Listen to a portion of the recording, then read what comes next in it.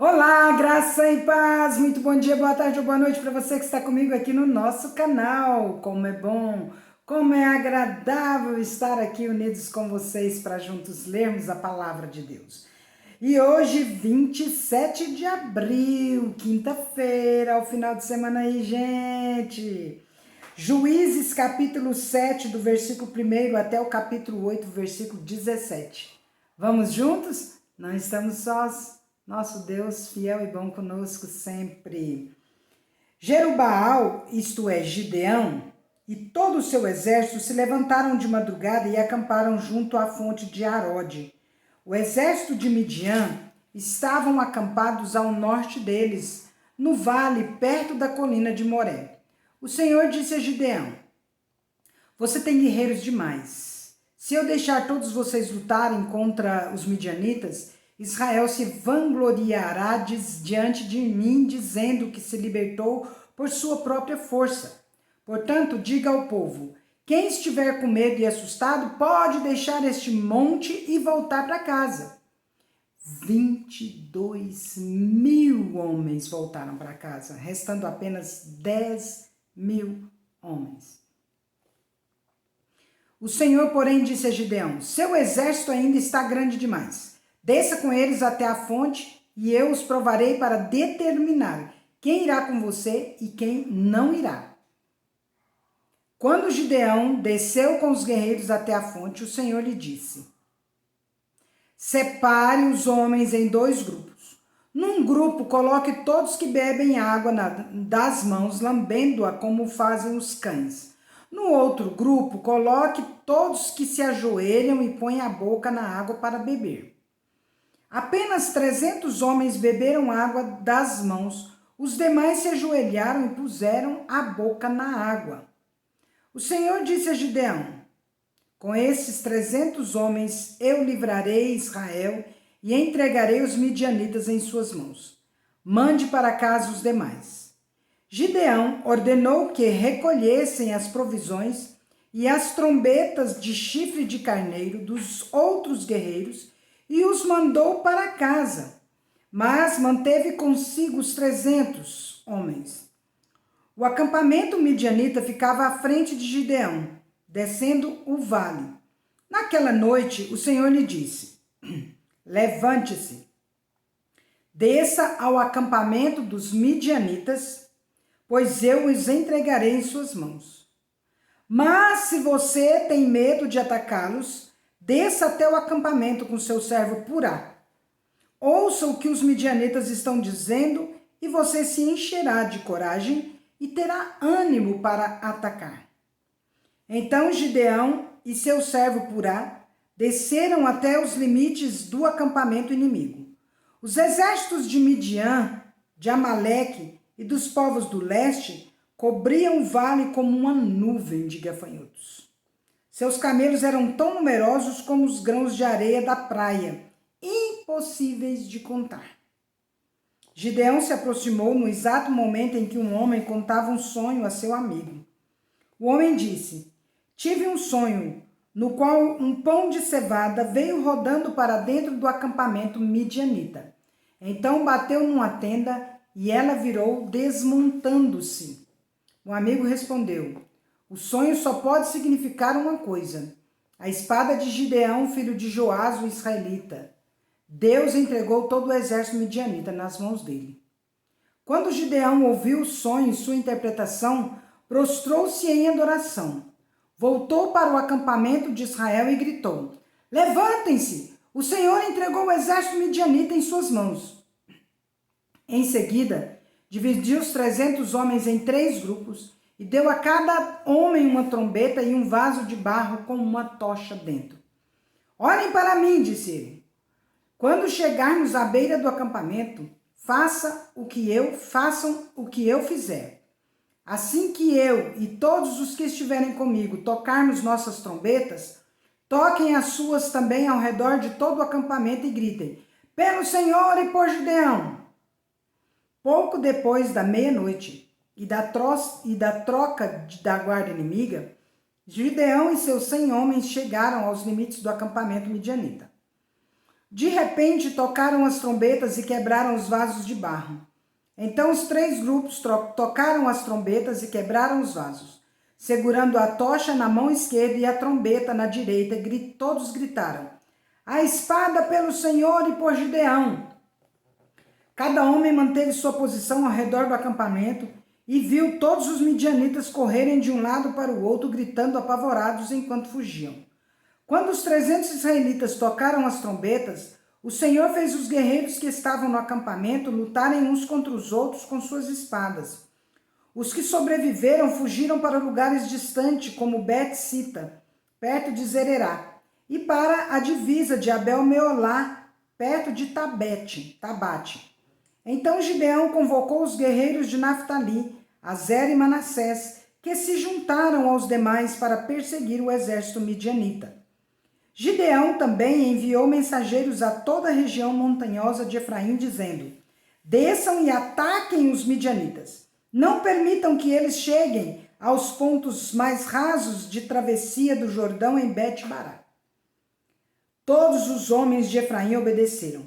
Capturaram Oreb e Zeeb, os 2 comandantes midianitas, e mataram Oreb na rocha de Oreb e Zeeb na prensa de uvas de Zeeb. Depois continuaram a perseguir os midianitas. Por fim, levaram a cabeça de Oreb e a de Zeeb para Gideão, que estava do outro lado do Jordão. Então os homens da tribo de Efraim perguntaram a Gideão: "Por que você nos tratou dessa forma? Por que não nos chamou quando foi lutar com os midianitas?" E o repreenderam duramente. Gideão, porém, respondeu: "O que eu fiz em comparação com vocês? A sobra das uvas da colheita de Efraim não são melhores que toda a colheita do pequeno clã de Abiezer? Deus entregou em suas mãos Oreb e Zeeb, os comandantes do exército midianita. O que eu fiz em comparação com isso?" Quando ouviram a resposta de Gideão, a indignação dos homens de Efraim diminuiu. Então Gideão atravessou o rio Jordão com os 300 homens e, embora estivessem exaustos, continuaram a perseguir o inimigo. Quando chegaram a Sucote, Gideão pediu ao povo da cidade: "Por favor, deem um pouco de comida aos meus guerreiros. Eles estão muito cansados. Estou perseguindo Zeba e Zalmuna, reis de Midian." Mas os líderes de Sucote responderam: "Primeiro capture Zeba e Zalmuna, e então daremos comida ao seu exército." "Muito bem", disse Gideão. "Depois que o Senhor entregar Zeba e Zalmuna em minhas mãos, voltarei e rasgarei a carne de vocês com espinhos e com espinheiros do deserto." Dali Gideão subiu a Peniel, onde também pediu comida e recebeu a mesma resposta. Disse ele ao povo de Peniel: "Quando eu voltar vitorioso, derrubarei esta torre." A essa altura, Zeba e Zalmuna estavam em Carcor, com cerca de 15.000 guerreiros. Era tudo o que restava do exército aliado do leste, pois 120.000 já haviam sido mortos. Gideão subiu pela rota das caravanas a leste de Noba e Jogbeá e atacou de surpresa o exército midianita. Zeba e Zalmuna, os 2 reis midianitas, fugiram, mas Gideão os perseguiu e os capturou, derrotando seu exército. Gideão, filho de Joás, voltou da batalha pelo desfiladeiro de Eres. Ali capturou um jovem de Sucote e exigiu que ele escrevesse o nome dos 77 oficiais e autoridades da cidade. Então Gideão retornou a Sucote e disse ao povo: "Aqui estão Zeba e Zalmuna. Quando estivemos aqui antes, vocês zombaram de mim e disseram: primeiro capture Zeba e Zalmuna, e então daremos comida aos seus guerreiros exaustos." Gideão prendeu as autoridades da cidade e os castigou com espinhos e espinheiros do deserto. Também derrubou a torre de Peniel e matou os homens da cidade. Então aqui, gente, rapidamente, quando eles falaram para Gideão, para ele, depois que capturar os 2 reis, eles dariam comida, na verdade, eles estavam realmente zombando de Gideão, dizendo para ele: "Você não vai conseguir capturar com esses 300 homens cansados, né, esses 2 reis. Então, a gente vai te dar depois que trouxer." Então, Gideão foi na fé e conquistou e venceu, e depois veio e cumpriu aquilo que ele tinha dito. Lucas 23, de 13 a 43. Então Pilatos reuniu os principais sacerdotes e outros líderes religiosos juntamente com o povo e anunciou o seu veredito. Vocês me trouxeram este homem acusando-o de liderar uma revolta. Eu o interroguei minuciosamente a esse respeito na presença de vocês e vejo que não há nada que o condene. Herodes chegou à mesma conclusão e o enviou de volta a nós. Nada do que ele fez merece a pena de morte. Portanto, ordenarei que seja açoitado e o soltarei. Era necessário libertar-lhes um prisioneiro durante a festa da Páscoa. Um grande clamor se levantou da multidão e a uma só voz gritavam: Mate-o, solte-nos Barrabás. Esse Barrabás estava preso por ter participado de uma revolta em Jerusalém contra o governo e ter cometido assassinato. Pilatos discutiu com eles, pois desejava soltar Jesus. Eles, porém, continuaram gritando: Crucifique-o, crucifique-o! Pela terceira vez, ele perguntou: Por quê? Que crime ele cometeu? Não encontrei motivo para condená-lo à morte. Portanto, ordenarei que seja açoitado e o soltarei. A multidão gritava cada vez mais alto, exigindo que Jesus fosse crucificado, e seu clamor prevaleceu. Então Pilatos condenou Jesus à morte conforme exigiam. A pedido deles, libertou Barrabás, o homem preso por revolta e assassinato. Depois entregou-lhes Jesus para fazerem com ele o que quisessem. Enquanto levavam Jesus, um homem chamado Simão, de Cirene, vinha do campo. Os soldados o agarraram, puseram a cruz sobre ele e o obrigaram a carregá-la atrás de Jesus. Uma grande multidão o seguia, incluindo muitas mulheres aflitas que choravam por ele. Mas Jesus, dirigindo-se a elas, disse: Filhas de Jerusalém, não chorem por mim, chorem por si mesmas e por seus filhos. Pois estão chegando os dias em que dirão: Felizes as mulheres que nunca tiveram filhos e os seios que nunca amamentaram. Suplicarão aos montes, caiam sobre nós, e pedirão às colinas, soterrem-nos. Pois se fazem estas coisas com a árvore verde, o que acontecerá com a árvore seca? 2 outros homens, ambos criminosos, foram levados com ele, a fim de também serem executados.